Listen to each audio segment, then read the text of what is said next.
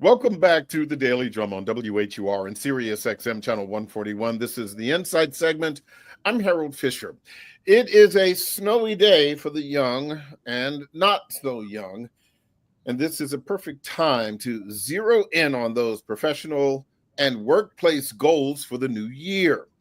And tonight, at a time when so many are feeling overworked and underpaid, we have some practical tips on silencing self-doubt and boosting confidence in the workplace. And this will help you achieve your best professional you, particularly if you need to pivot, to transition, to shift from where you are professionally to the next act.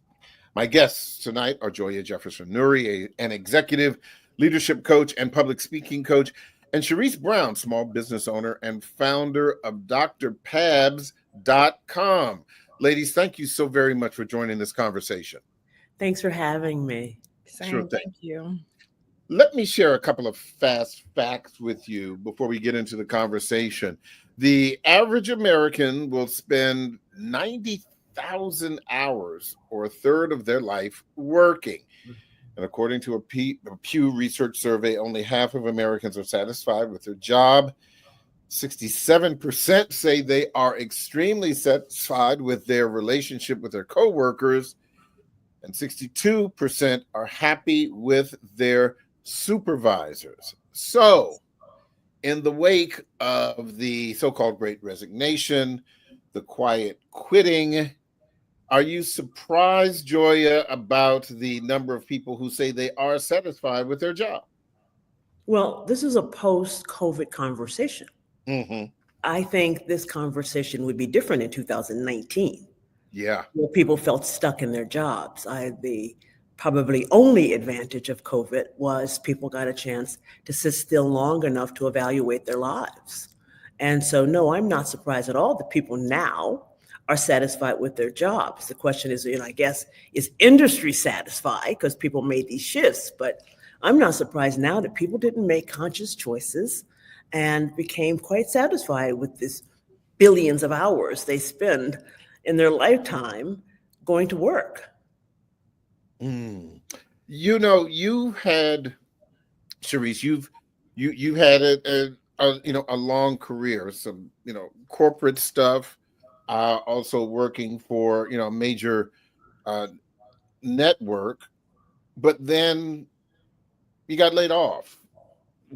Talk to me about what was going on at that time of your life, what was going on in your head, and how you were able to make the transition.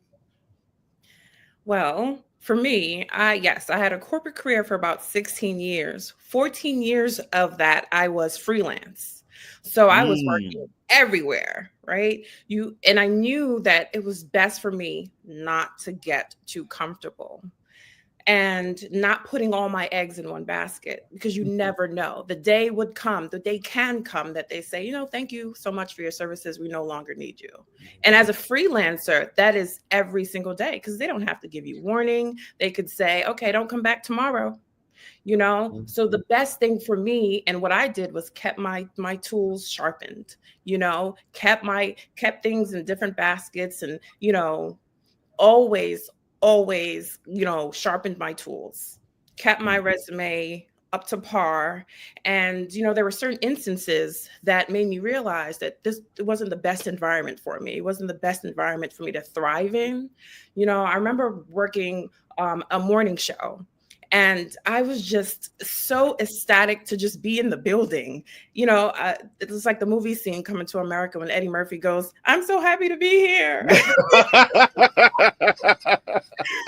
And I remember working with one particular coworker that I enjoyed working with, and I thought he enjoyed working with me. And he was on his way to retirement. I think within a month or so, he was going to retire. And one early morning, he said to me, why do you come in here so confident? What makes you so confident? And I didn't know how to respond to that. Before I could even respond, he said, is it because of affirmative action? And I was So Mm. sad. oh So my, I'm assuming this person did not look like you. exactly. Okay.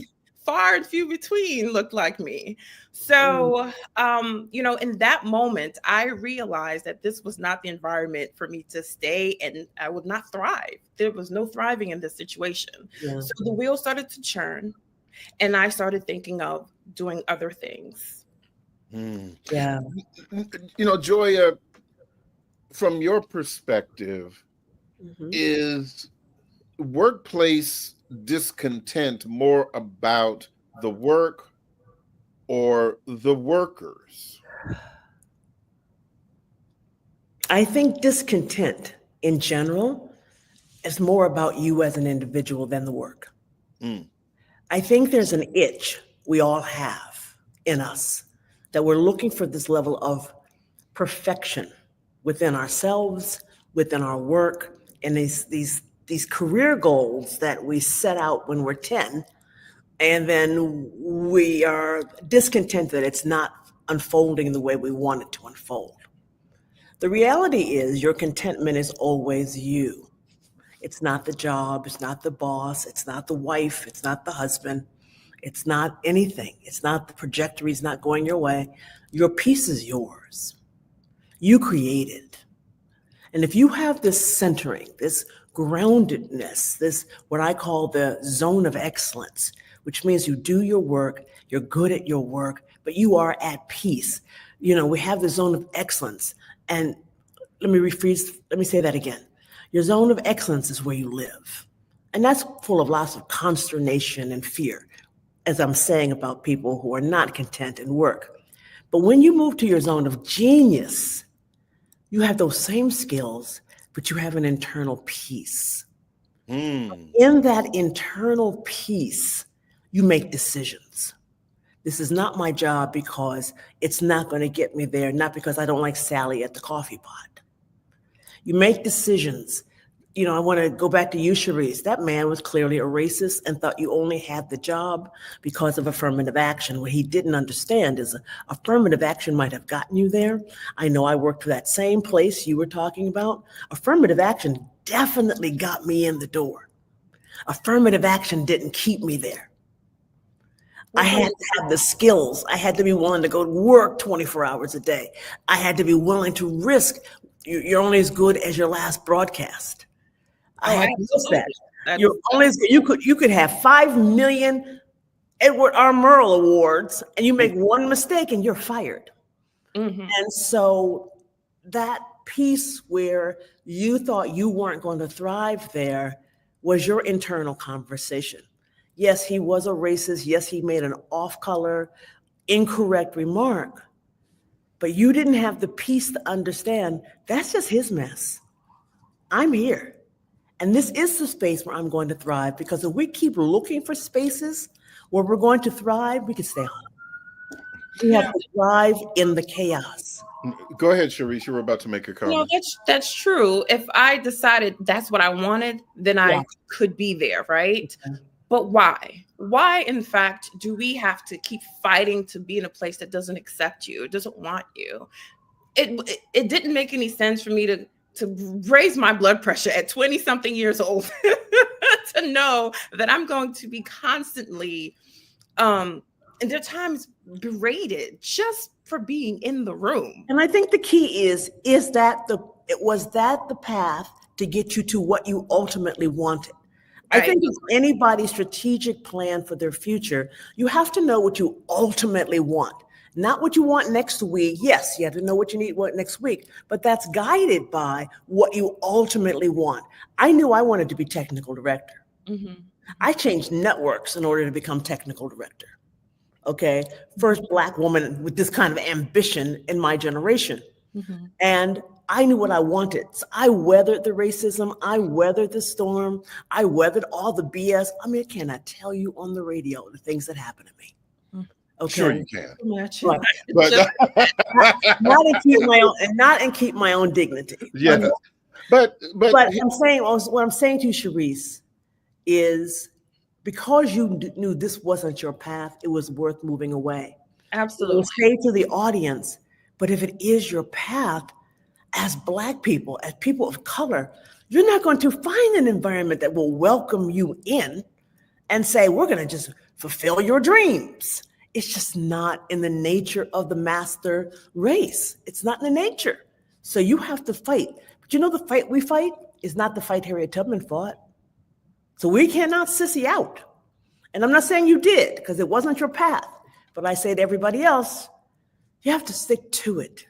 But let me, and I don't want to miss the point about those who may be content with their jobs, but may find themselves having to transition, because as we know, in a couple of weeks, there could very well be a major transition for federal government workers. Oh, absolutely. And those who support around. Yeah, and there may be some people who are very content with their jobs and very content with their government service careers and the trajectory that they're heading to, and then all of a sudden they may find themselves moving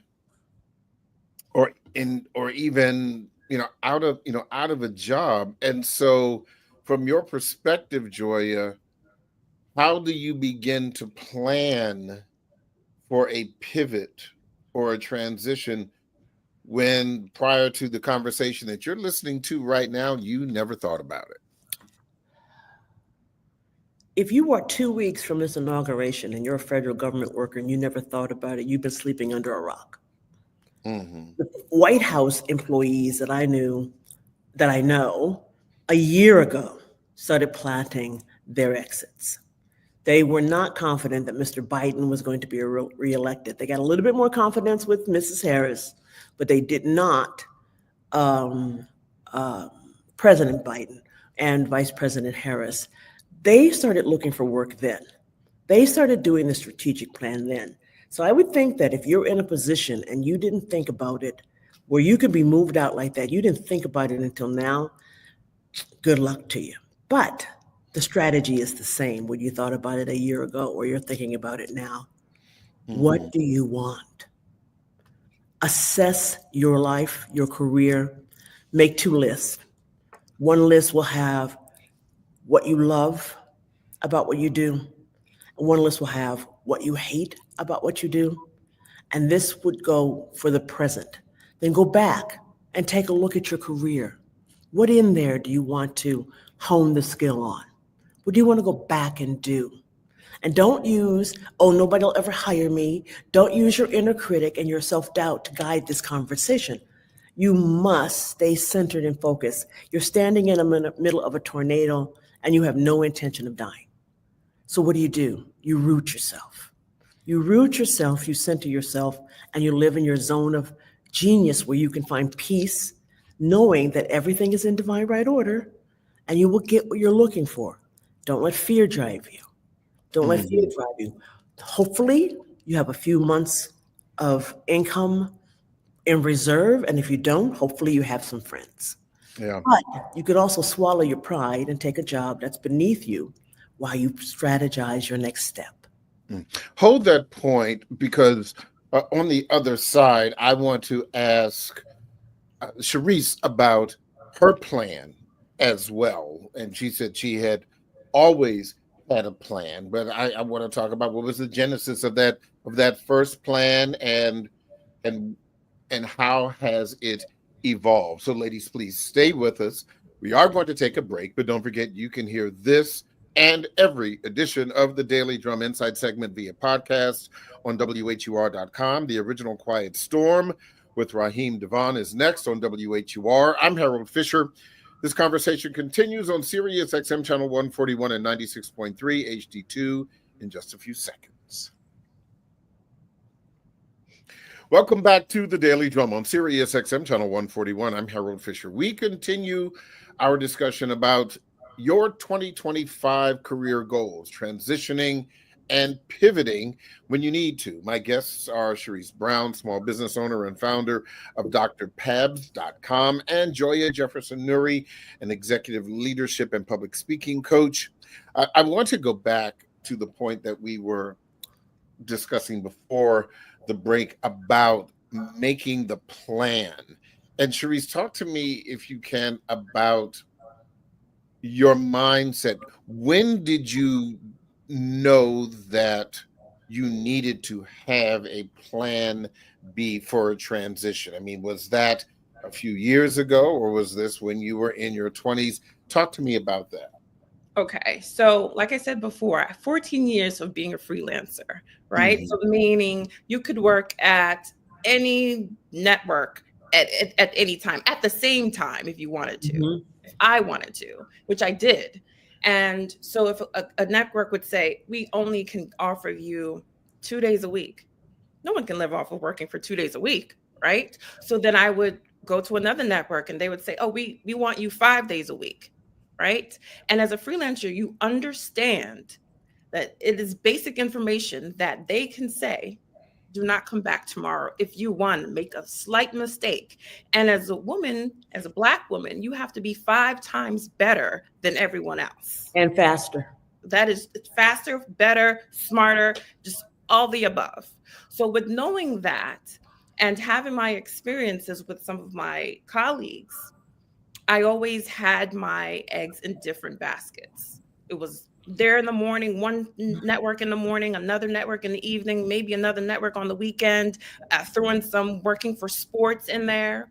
And then obviously comes along burnout. There's this burnout. I'm doing all of this. Yeah, I was about to ask about that, but please continue. You're tired. You're doing all of this for someone else. When do I start to do something for myself and my legacy and my future and my family?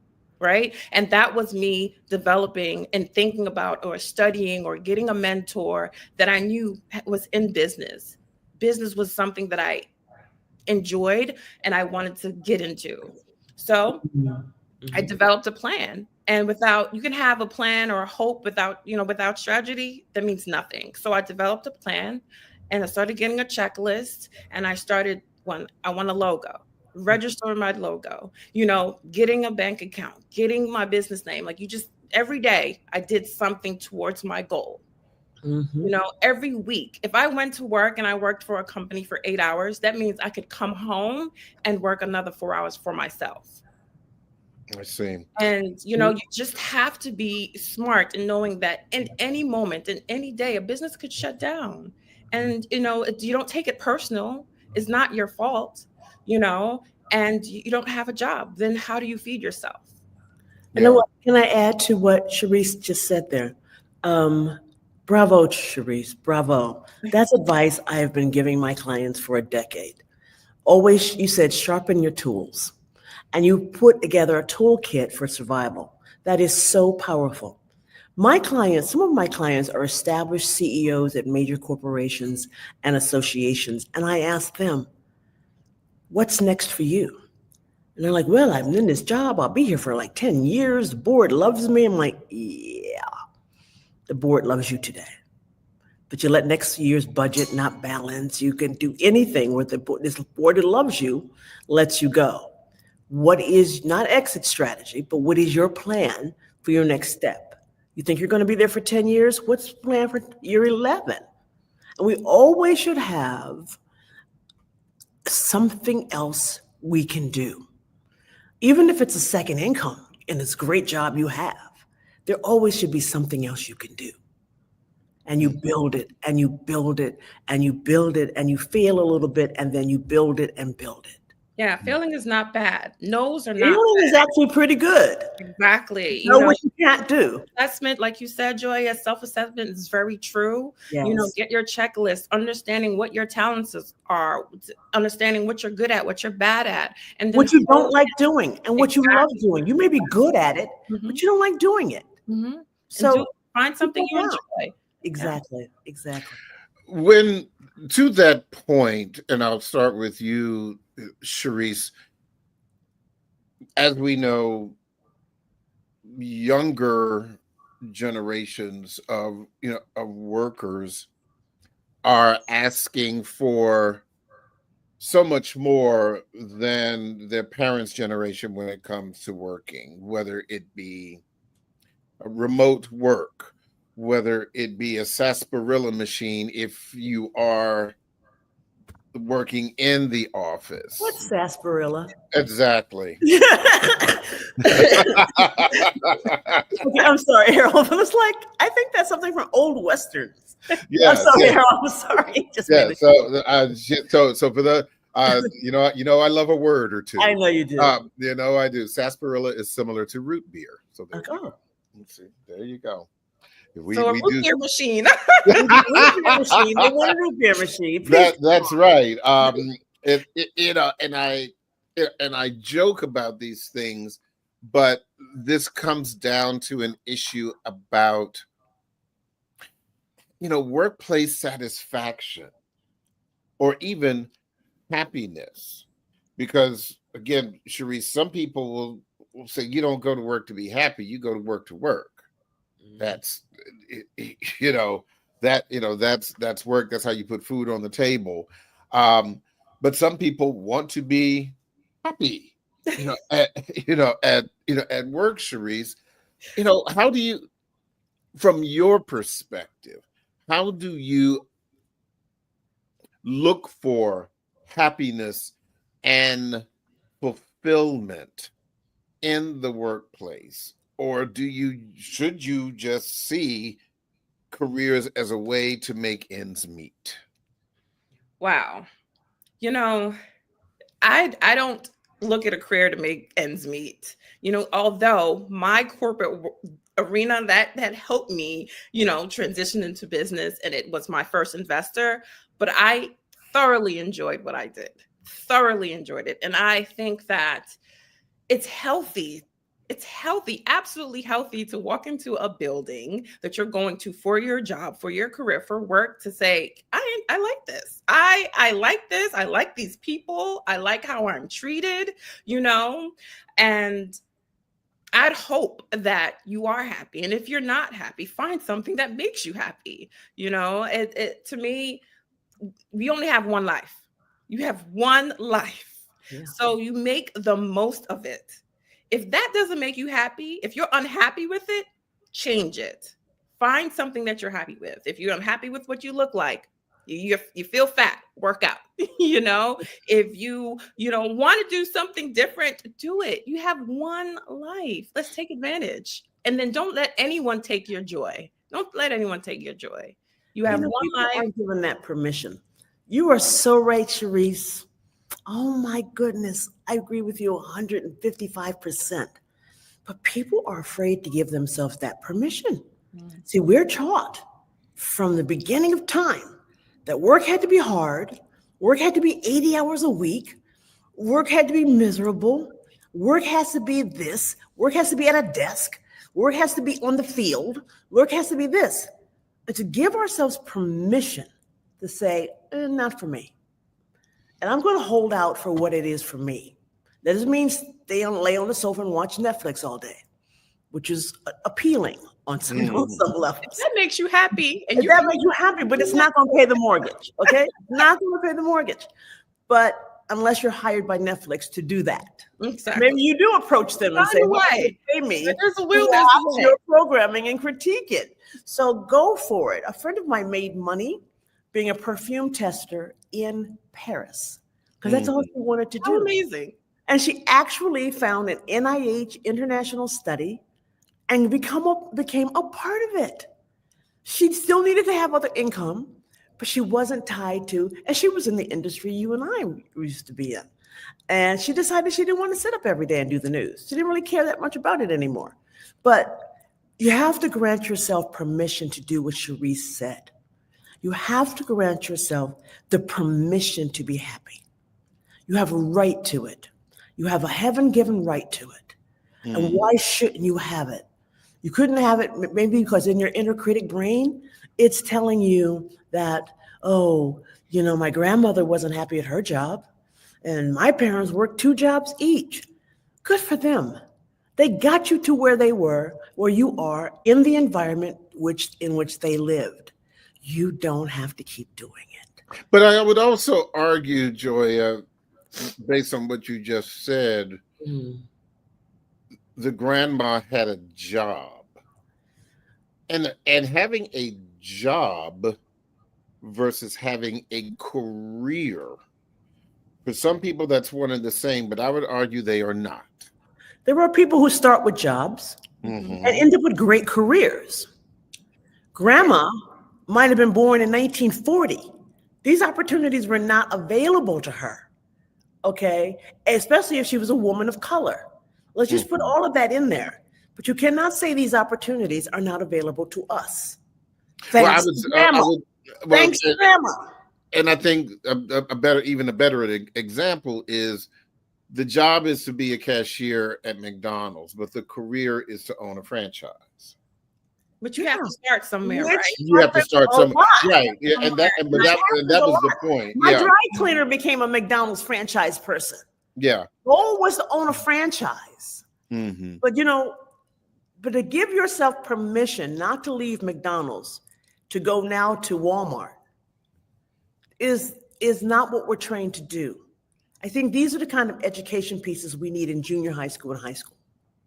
How to do strategic planning, how to dream big, how to manifest, how to money manage.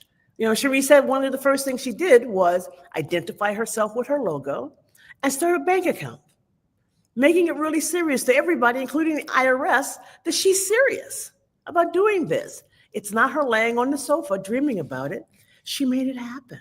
When I got laid off, I called my accountant and I said, I got laid off. And I don't know if I was, in that moment, I think I was looking for some empathy. Yeah. And he said to me, that's okay. Now, you have your business. The only person that can fire you is you. It's you.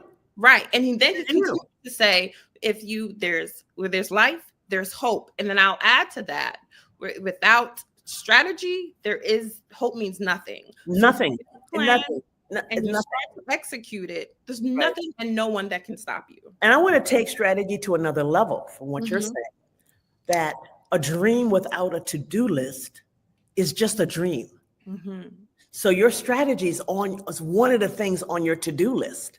It also may require taking a course.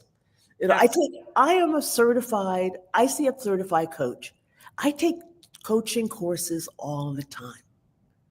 I take 4 or 5 courses a year, teaching me how to be better at what I'm doing, honing those skills, sharpening those tools. So you never get to a point where you rest. You always have a to-do list. I agree with you, Reese. Yes.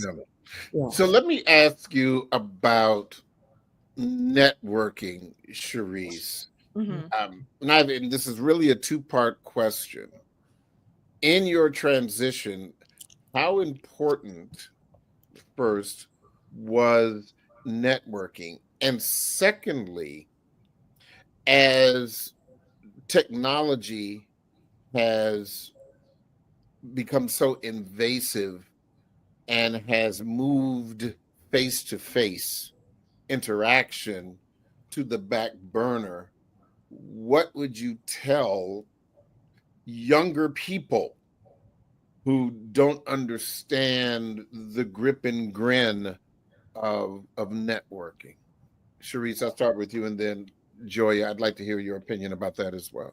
Networking, absolutely, positively important. A lot of times, you hear people, they would like to network up, network across, because explain network across. Okay. So, I'm working on my business. I might mention it to a friend of mine and she would say, oh, have you taken your business headshot yet? No. Oh, my photographer, like your friends, or tools that you can help to hone your skills, your skill set.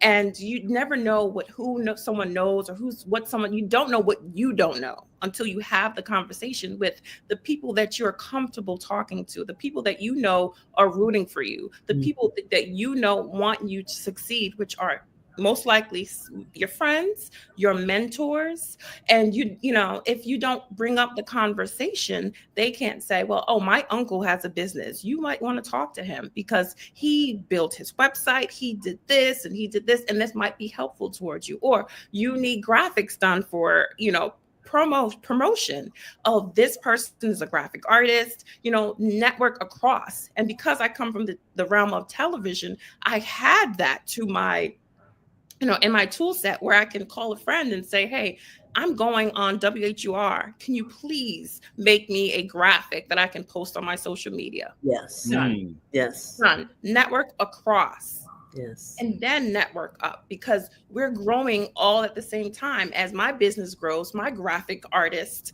who's my friend, his business will grow, because people are like, oh, your website. I love your website. Who did your logo? Who did this? Right. Oh, yeah, let me give you my friend's number. Right. He's fantastic. Mm-hmm. Joya? I would say that I agree 100% with Sharice. Network across, you don't know. I would add to that just a little caveat. Mm-hmm. That be careful about who you tell your dreams to. Yes. Not everybody holds your dreams.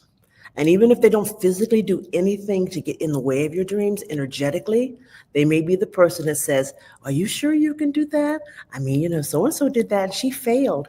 Be careful about who you tell your dreams to, because you want somebody, you said network across, you want somebody on your energetic level.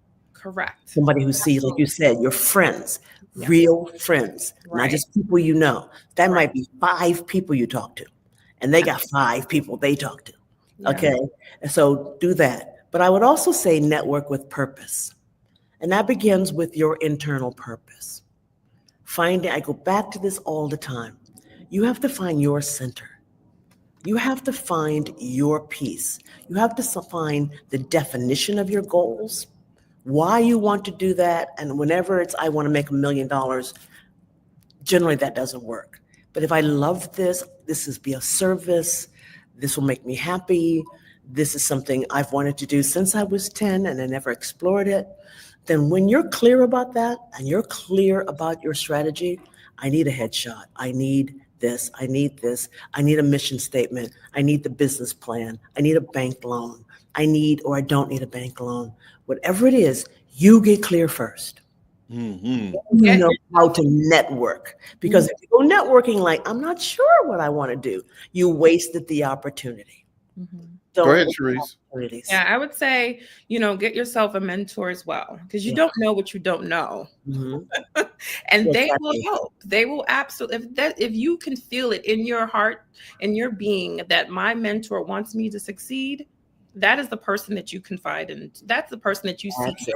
You can't do it by yourself. And I would say, you don't just call this person and say, hey, I need help with this.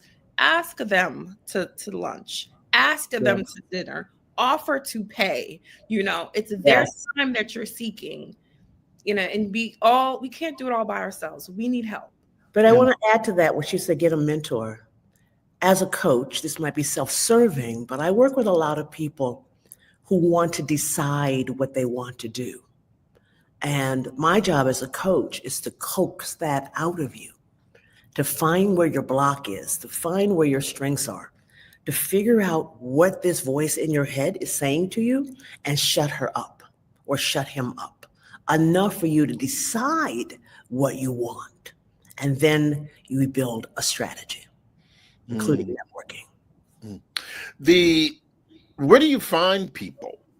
And I'm talking outside of the friends circle, those people who are in the business or in the field that you want to transition to. I would find them like I find them. I find them making sure I'm associating in places where they are. That is, whatever group you're following on LinkedIn, you ask friends, are you part of a monthly group of women or men who get together and meet? A book club. You start to find new friends. I find my client base are Black women or women of color. They're not all Black. And I go through LinkedIn sometimes just casually on a Sunday afternoon, looking at the interesting women who are there. I'm not always trying to sell me as a coach. I want to know you. you do something interesting. I found one woman on there who was the first Black woman to ever be a speechwriter for the President of the United States. Mhm. I had nothing to sell to her. I wanted to know that sister. She's fabulous.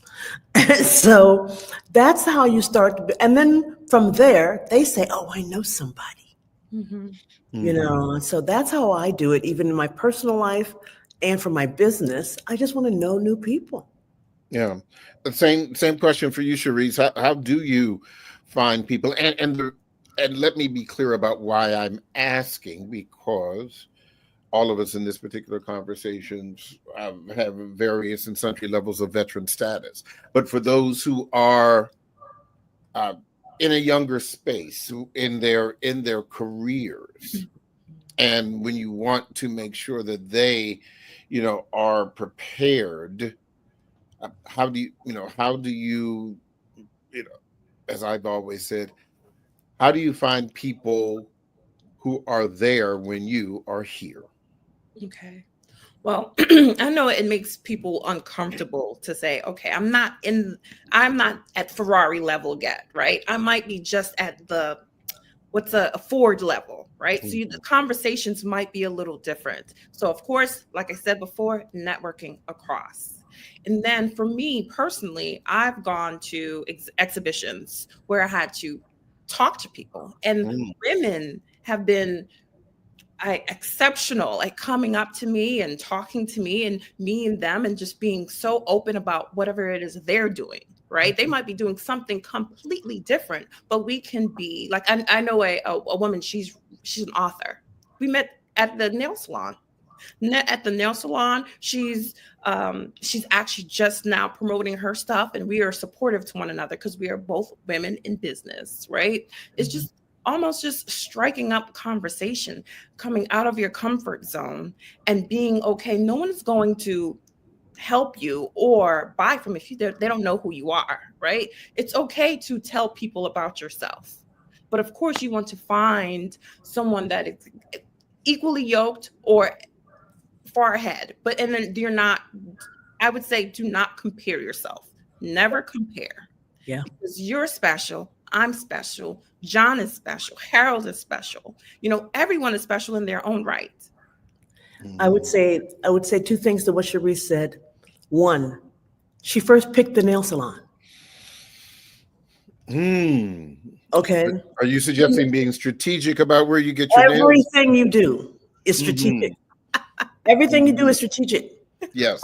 I'm onboarding a new client this week or next week who I met at the airport. I dress like I'm looking for business. I dress like I'm an executive leadership coach. I go to the nail salon. I'm in jeans, but I'm not in the tattered sweatshirt that looks like I wore in college. Okay. Everything comes together.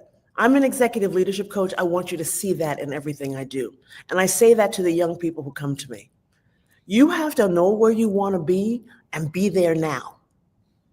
And how you carry yourself and what you do, where you hang out. Oh, yeah, you can go to the club, but which club are you going to? And how are you behaving when you're there? Look around the room. And also go on LinkedIn, go on Instagram, find somebody you admire and write them a note and say, can I have a moment of your time? And as Therese was saying, people are generous. I'm generous. I get those kind of notes all the time. I'm young, I'm starting out. Can you have a time? I got an hour for you. Come on. We can't come in on my client time, but I got this, I got Saturday morning. You got some time? Let's talk so that I can give back. And I think you're right about that, Joya, because if you, in the example that you just said, whether it's Instagram or an email or whatever, if you reach out to someone who has arrived, and if you write the right message and say that you do want to know about them and you are authentic and genuine, that people like to talk about themselves. Yes. Ask them about and to tell their stories. And as long as you do not abuse the time that they've decided to give to you, I want to disagree with that a little bit. What? I'm one of these people who doesn't like talking about herself. I don't. But you're the only one. But you're the only one. I did this, and look at me. Look at what I did, because I knew it was hard, and there were as many setbacks as there were victories getting here. What I want to do, that's part of it, though. I mean, but what I want to do is make sure everybody has a young story. Black women have some guidepost. Yeah, but everybody has a story that they don't mind. You're right. And that's what I mean. Yeah. I'm not talking about necessarily being the great I am. Yeah. But talking about. I feel better about that. I don't want to. Yeah, but a lot of people don't mind talking about the poor I was. Right, the poor I was. Starts somewhere. Yeah. Right. I've got one more minute, and Sharice, I'll let you have the last words. We started with Joy about advice for the transition. Okay, so advice for the transition: self-assessment. Be very aware of who you are, what you want, and where you want to go. Be very clear. Once you have that script in front of you, that path, you may have some speed bumps along the way, but it's important to jot it down, write it down, be very intentional. And, I understand that you might be a little bit afraid, or there's fear of the unknown, but God is not going to bring you this far and let you go. He is not. And you have the tool set. If you can talk, they say you can learn to sing. If you can walk, they say you can learn to dance. So with that saying, that nothing can stop you. Seek yourself a mentor. Get on LinkedIn, send people notes, ask them to lunch, get to know other people, change your mindset. Don't let anyone deter you from your plan. You have a plan, a direction. You're going to move forward. You're going to be kind to yourself. You're going to be kind to others. Speak gently on yourself, because the tongue has power. The tongue is power. We know that God said, "Let there be light," and there was light, and He's in every one of us. Yeah. Absolutely. Amen.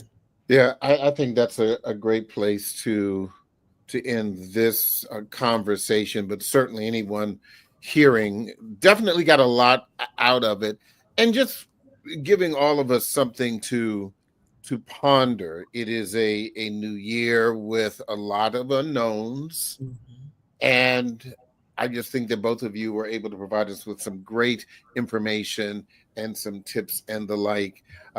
Joya Jefferson-Nuri and Sharice Brown, thank you both so much for your time. Thank you for having me. Thank you so much for having us. Joya. Nice meeting you, Sharice. That is the Daily Drum for this Monday, January 6th, 2025. I'm Harold Fisher.